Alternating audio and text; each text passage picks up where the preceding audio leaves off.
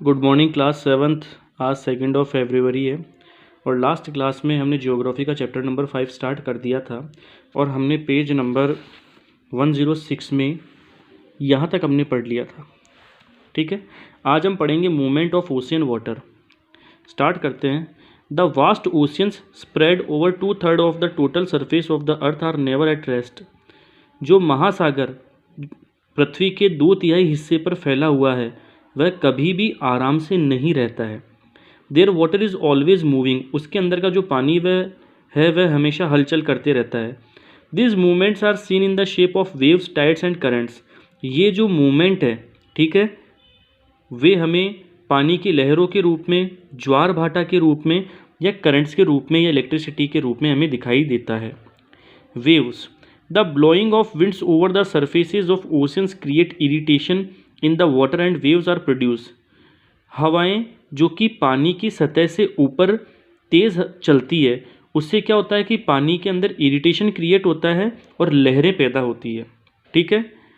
The water is pushed up and down by the pressure of winds and not moved from the back. The water is pushed up and down by the pressure of winds.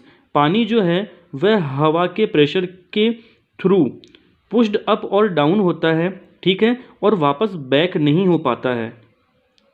The size of waves that emerge from the surface of oceans depend upon the strength of winds. लहरों की जो size होती है जो कि oceans की surface पर हमें दिखाई देती है, वो किस पर डिपेंड होती है? ओशंस के ऊपर चलने वाली हवाओं पर वो डिपेंड होती है कि अगर हवाएं तेज़ चलेगी तो लहरों की जो साइज़ होगी वो भी क्या होगी? तेज़ होगी और बड़ी साइज़ होगी। ठीक है। नेक्स्ट है, इधर देखिए आप। However, as waves break across a shore or crash in violent storms, they can be the source for great mixing of an ocean's water. हालांकि जैसा कि लहरें एक किनारे पर टूट जाती है, मतलब जैसे ही लहरें एक किनारे पर जाती है तो वो लहरें नहीं होती, बिल्कुल नॉर्मल पानी वो बन जाता है, या हिंसक तूफान में दुर्घटनाग्रस्त हो जाती है, वे समुद्र के पानी के महान मिश्रण का स्रोत हो सकते हैं। नेक्स्ट है टाइड्स। अब देखिए टाइड्स में क्या लिखा हुआ है। By far the most important factor affecting the movement of water across the ocean are tides. ठीक है, क्या लिखा हुआ है कि जो मोस्ट अफेक्टिंग फैक्टर है पानी के मूवमेंट का, मोस्ट अफेक्टिंग जो मूवमेंट है पानी के मूवमेंट का, एक सेकंड रुकिए।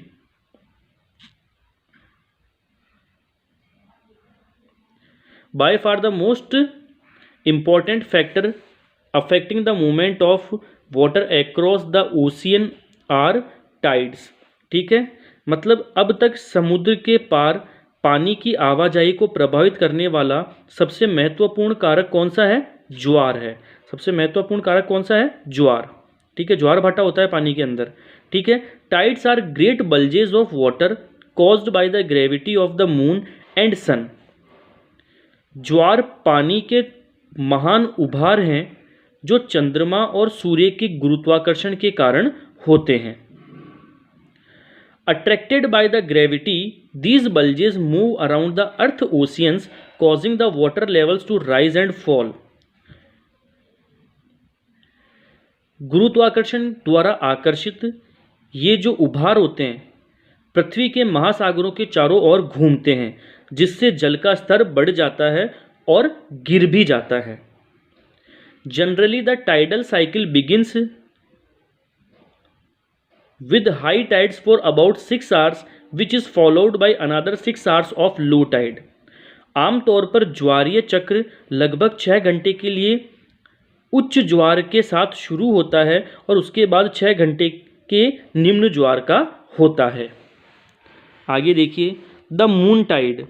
The earth and the moon are two great masses that have a significant gravitational pull on each other. Earth और जो मून है वे बहुत बड़े ग्रेट मासेज हैं जो एक दूसरे को पुल करते हैं ग्रेविटेशनल फोर्स के through. This is what keeps the moon in orbit around the earth and also causes tides in the ocean. देखिए क्या कह रहा है, this is what keeps the moon in orbit around the earth and also causes tides in the ocean.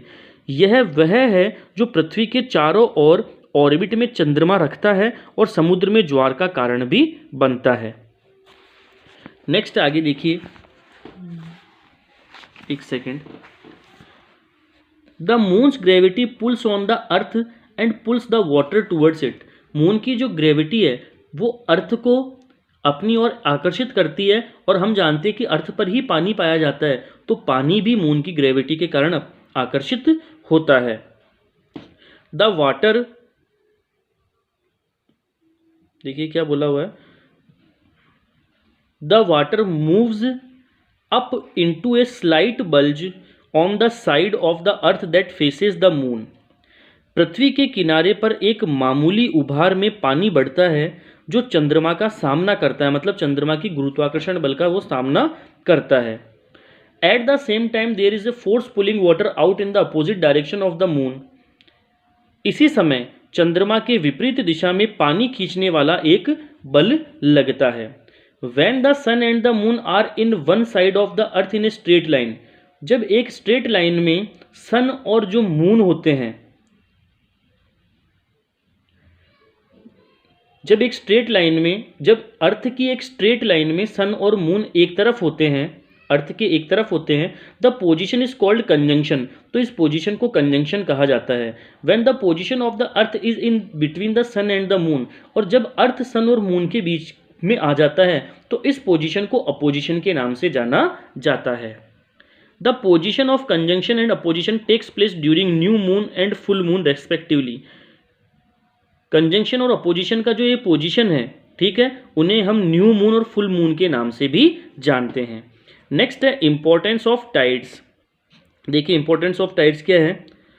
They increase the depth of seas near coastal region. They increase the depth of seas near coastal regions, enabling the ships to come closer to the coasts. वे तटीय क्षेत्रों के पास समुद्रों की गहराई में वृद्धि करते हैं, ये जो ज्वार भाटा जो होता है, जिससे जहाज़ों को तटों के करीब आने में मदद मिलती है। They keep the sea water in motion, reducing the changes of freezing of seas. वे समुद्र के ठंड के परिवर्तनों को कम करने के लिए समुद्र के पानी को गति में रखते हैं। They keep the coastal regions clean of mud and debris deposited by rivers. ठीक है, वे नदियों द्वारा जमा कीचड़ और मलबे के तटीय क्षेत्रों को साफ रखते हैं। They help the fisherman to go deep into the seas and return safely. वे फिशरमैन को ये जो टाइड्स जो होते हैं, वे फिशरमैन को ये हेल्प करते हैं कि फिशरमैन पानी के समुद्र के बहुत अंदर तक जा सके और वापस रिटर्न सेफली हो सके। Tidal waves are use for generating electricity. Tidal wave से इलेक्ट्रिसिटी भी जनरेट होती है। तो क्लास 7th आज हम सिर्फ इतना ही पढ़ेंगे, बाकी का हम पढ़ेंगे हमारे नेक्स्ट क्लास में, जो कि होगी कल। तब तक के लिए थैंक्स, आपको इसे पढ़ना है।